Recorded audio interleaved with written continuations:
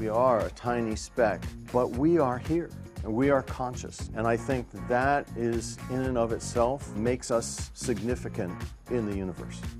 The perfection I found, especially in the formation of Earth, the formation of life, that's the amazing part of the thing. Hello and welcome to Qatar 365 with me, Laila Humaira.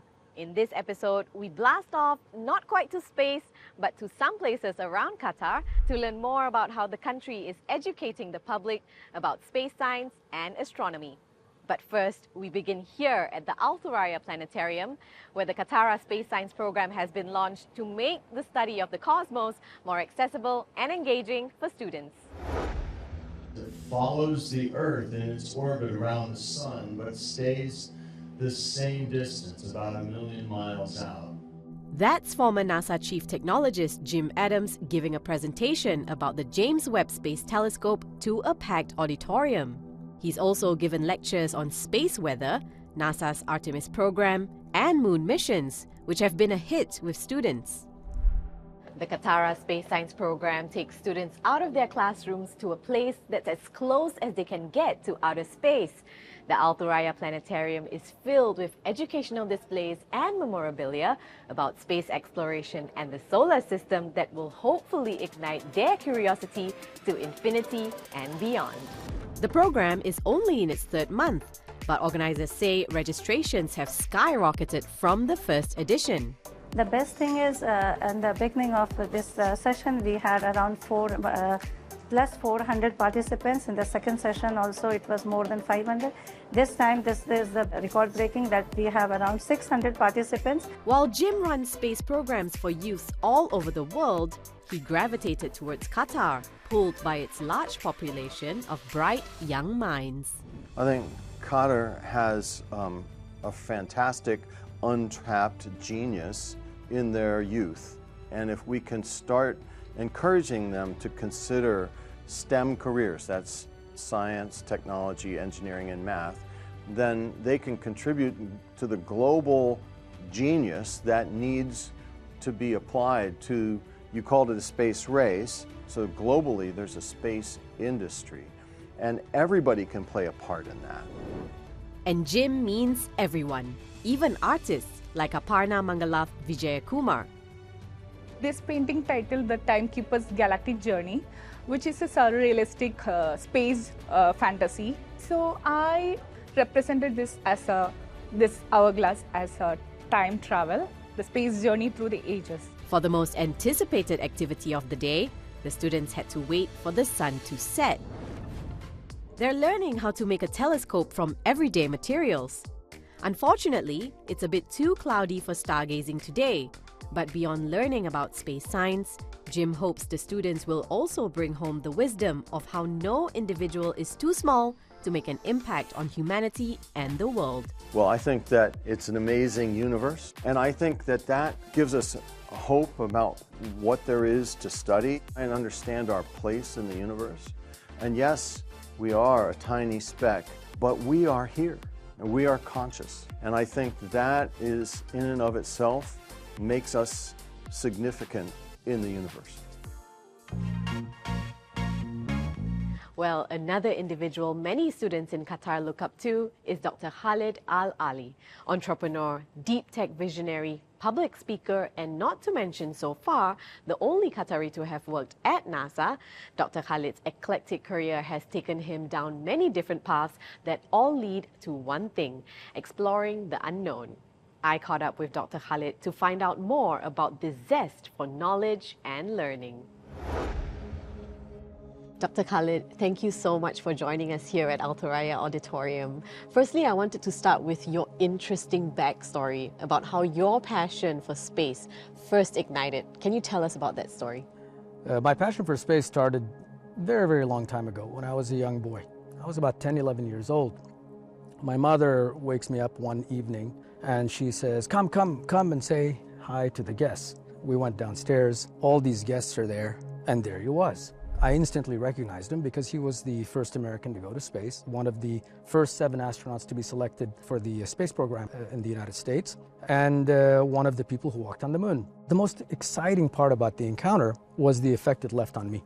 Before we parted ways, he said, not even the sky is the limit. Follow your ambition. And from that moment, my gaze, which was aiming at the horizon, went from this way all the way to the stars, and I haven't looked back since. You went on to spend 10 years at NASA, where you accomplished many things. What were some of the highlights? Some of the highlights were the design and build of a robot that goes to the moon. I'm still the only Qatari to work at NASA, and the only one to have flown spacecraft with NASA. We did some also cool things, such as investigating hibernating humans for long-term space travel. And if we're planning to send humans out there, we have to find ways to have humans last long enough, either through hibernation, multi-generational ships, and so forth. We're the ones that bridge the gap to reduce the risk. We were flying AI-powered drones back in 2003. Now we're hearing about it. So now just count how many years it's been. It's been 20-some years, right?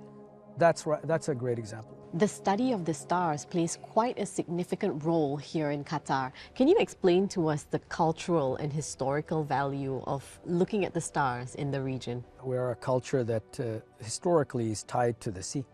Celestial objects are critical for navigation. The idea being that we have stars that appear in different locations based on the seasons, based on time of day, and so forth, allows humans to achieve more than, just like any tool, whether it's navigation, whether it's predicting the seasons, when to harvest, and so forth. Currently, the global space race has a few key players, with one clear leader in SpaceX, which has completely changed the game. How do you see the space industry evolving or continuing to evolve over the next few years? So, the space race started in the last century, and it was under governments basically competing with each other, with Russia and the US being the most prominent.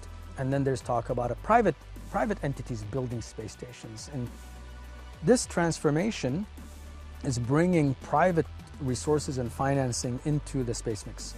And as such, driving also profit motive, because we're getting more crowded in the orbit. Space law has to keep up, because with commerce coming in, they're going to take risks, because if there's too much regulation, there is no advancement.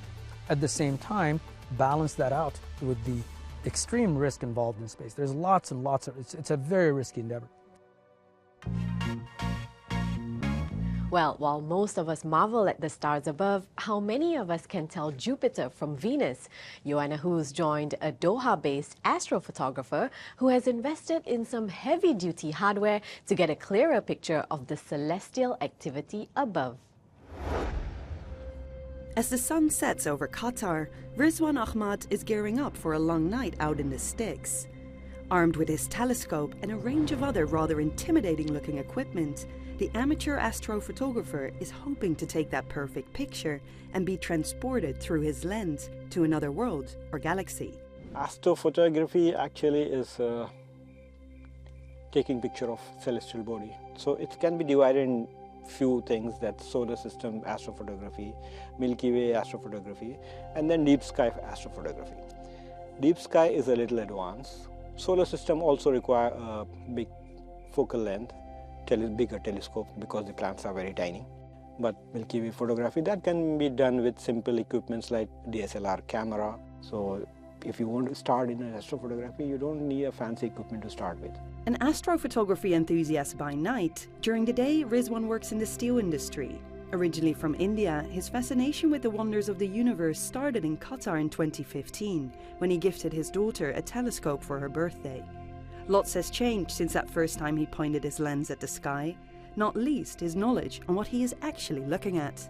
Astrophotography is itself a study. Before you shoot something, you got to know what type of nebula, what type of object it is. I try to figure out the different constellations. I learn the gases, how the stars are formed, and yeah, definitely it's a very educational journey.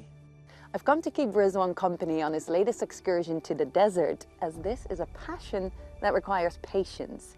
Even though the sky is quite literally the limit in astrophotography, capturing celestial bodies on camera can take anywhere from hours to days, even years. And even then, you're not guaranteed to walk away with a spectacular shot. Actually, astrophotography is you are collecting photons from a celestial body. So amount of photons you get in a specific time is the time you need to complete a picture. Some targets, they are so bright, you can finish in 1 hour. I did a picture of, it's called Squid Nebula. It's so faint that it's been discovered recently in 2011. It took me 2 years. I was proud of that image. It was so beautiful. The desert skies and Qatar's relatively little light pollution offer Rizwan a helping hand, but even in the perfect weather conditions, astrophotography is by no means an easy hobby. That doesn't deter Rizwan though, who is committed to keep shooting the stars, as for him, the splendors of space make it all worth it. The perfection I found, especially in the formation of Earth, the formation of life, that's the amazing part of the thing. The universe is so vast that visible sky has 15 billion galaxies. So if you divide that galaxy to the human population, every person will get, I think, 8 or 9 galaxies. And that visible sky is just a small part of the universe. It's amazing, actually. While the global space race is heating up, Qatar is focused on educating the next generation of space scientists and igniting the spark in the minds of future astronauts. We hope you've enjoyed stargazing with us, but that's all the time we have for now. For more, check out euronews.com and connect with us through our hashtag. Thanks for watching, and we'll see you next time on Qatar 365.